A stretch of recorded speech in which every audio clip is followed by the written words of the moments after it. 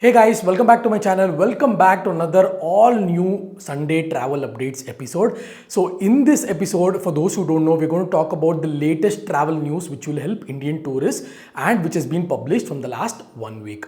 So without wasting any time, as you can see on my screen, 98% of you who are watching my channel are non-subscribers. So kindly hit that subscribe button and support my channel. So the first news I have for you today is South Korea will be introducing an e-arrival card system starting February 24th, 2025. So what this is, it is just like the replica of Malaysia's MDAC form. So Malaysia has Malaysia Digital Arrival Card. Similarly, South Korea will be following a very similar pattern in terms of having an electronic travel card or a digital arrival card where you fill in your details. Where are you coming from, last port of embarkation, are you going to another country after South Korea, where is your hotel bookings, how many days are you going to stay. Basically you have to fill all this information and carry a QR code, and I'll try to make a video on this in the coming weeks once the process is kind of outlined and once the website is up and running, guys. So this will really help in terms of immigration, streamlining the immigration, faster immigrations, faster processing, and basically they want to cut down the queues and long queues in immigration, because South Korea is known for tourism and a lot of people across the world, especially from the US, travel to South Korea. So news number 2 I have for you is Vietnam is planning to waive off e-visa for Indians. As you know, Vietnam is one of the hottest destinations for Indians after Thailand, Malaysia, Cambodia, Sri Lanka, Maldives, Dubai. Vietnam also stands in the same bracket. So Vietnam is very popular among Indian tour packages or generally solo traveling or any kind of traveling. So this is a great initiative by Vietnam, and I hope they roll this out very soon. If you want to know when they're going to roll this out or why this is being currently introduced, I've made a dedicated video on Vietnam e-visa waiver, guys. So please do check this video for all the detailed information, because if I start speaking just about Vietnam e-visa, this video length is going to be too long, because this is just travel updates. I want to keep this video very short. So the third update I want to give is VFS Global have issued a warning for travelers to apply visas as soon as possible in terms of travel plans, and apply visas well in advance, because let me tell you this is happening especially for Schengen visas. And as you know, most of the countries, 90% of the countries in Schengen zone, you can apply those visas 6 months in advance. 6 months is a very good time. It's a great lead time to apply for visas. Even when I went to Norway last year, I applied visa well within 6 months. In fact, I applied visa, if I was going on September, I did apply my visa on May itself. I submitted my applications in May, but I got my visa after 2 months. That's a different story. But I applied almost 4 to 5 months in advance. So highly recommend for people who are planning to visit any Schengen countries, apply the visas as soon as possible. I'll explain you this in simple words. So what will happen if you take an example of US visas? What's happening is people take a lot of bribes in terms of asking a lot of money from you, saying that I'll book an early slot for you if you want to go to US. If it's a genuine reason, of course, you can pay that extra money, get a slot to visit your family or to support your family, definitely yes. But if you're going for pure tourism, guys, what actually happens is, let's take a small example, which happened with one of my subscriber last week. So he wants to travel in March and he's checking slots in Bangalore VFS for Italy, and he's not getting any slots.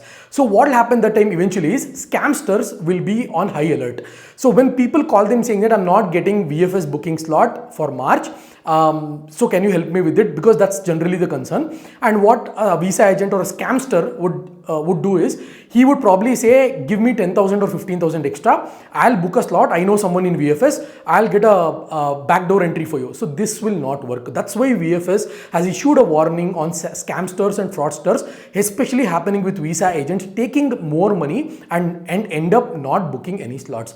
If you do not see on the VFS website that there are no slots available, then there are no slots available, guys. Simple as that. Unless you're a celebrity or a VIP or a government official, you want to travel for some diplomatic purpose, yes, it can be arranged. But if you're going for pure tourism and expecting there is no slots in VFS website, and you want to pay some amount for the agent to book a slot, it's not going to work out. So please beware of these scamsters and fraudsters with regards to Schengen visas especially. So the next news I want to share with you guys is USA have waived off interview process for a certain categories. Like as you see on my screen, who qualifies for this waiver, interview waiver? Diplomatic and government officials applying for A1, A2, C3 and personal employees of accredited officials G1, G2, G3, G4, NATO 1 through NATO 6 or TECRO E1 visas. Applicants for diplomatic or official type visas, visa renewal applicants whose previous visa in the same category expired within the last 12 months. So this great initiative taken by US consulate is because they want to reduce the wait times and they want to streamline the process. Now Donald Trump has won the elections. He would definitely want to streamline this process, which was not streamlined properly from the last 4 to 5 or maybe 10 to 15 years.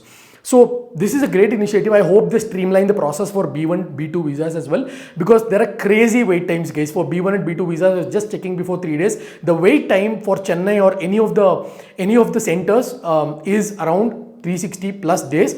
And like I said, if you pay 10-20,000 extra, when people are rescheduling, agents will come into picture and they'll try to book an early slot. That is genuinely happening with US visas. But for Schengen visas, please be aware of what I told in my previous point.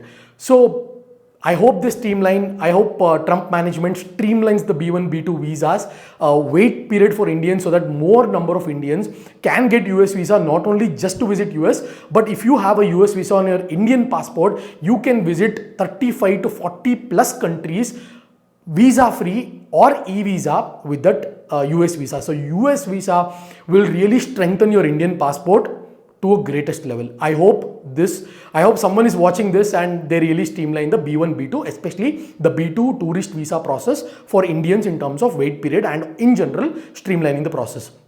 The next update I want to give you is Air India have collaborated with Virgin Australia in terms of giving direct flights to a few destinations in Australia and New Zealand. Like as you can see on my screen, there is a lot of destinations where Air India have already rolled out from February 11th and February 18th in terms of starting direct flights from India to these destinations in New Zealand and Australia.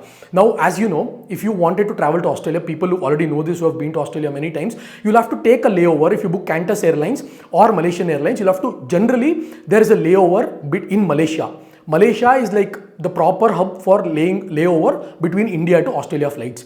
Now, if you take an example of Malaysian Airlines, definitely you'll have a layover in Malaysia. If you see Qantas Airlines, some airlines will have a layover in Singapore and some airlines will have a layover in Malaysia. If you want to book a direct Qantas Airlines to Melbourne or Sydney from Bengaluru, it's going to be dead expensive, guys. And from Delhi, it's going to be even more expensive because you'll have to travel this side, this part of the world, which is eventually going to cost you more. So this is good initiative by Air India. Let's see what the prices are and how expensive is it when compared to Qantas Airlines, because Qantas is a very premium airlines, and if they're offering the similar price to Air India, I would rather say take Qantas Airlines itself. But let's see what Air India does with the price and what it does with the pricing in terms of traveling from India to these countries. If it is a bit on the lower side, it will be a great initiative again. We can generally travel through that Air India flight if it is costing much cheaper than Qantas. So these were the updates I had for you guys, and the most important update to sum it up is Schengen visa wait times. Please be aware and be pragmatic on that. Do not give any sort of extra money to visa agents or scamsters saying portraying as they'll give you early slot in VFS. Please be aware of it, and a lot of people have lost money because of this. That's why I suggested plan your travel 6 months in advance. I know it's very difficult. If you're planning to travel in August, this is the right time to start your Schengen visa process, to get your cover letters, to get your itineraries, to get help with the process. If you want cover letters or itineraries, I can prepare you at a very low cost, and whomever I have given cover letters or itineraries for Schengen visas have all got their visas, and they've messaged me on Instagram saying thank you. So I hope this information was very helpful. I'll catch you guys in my next video.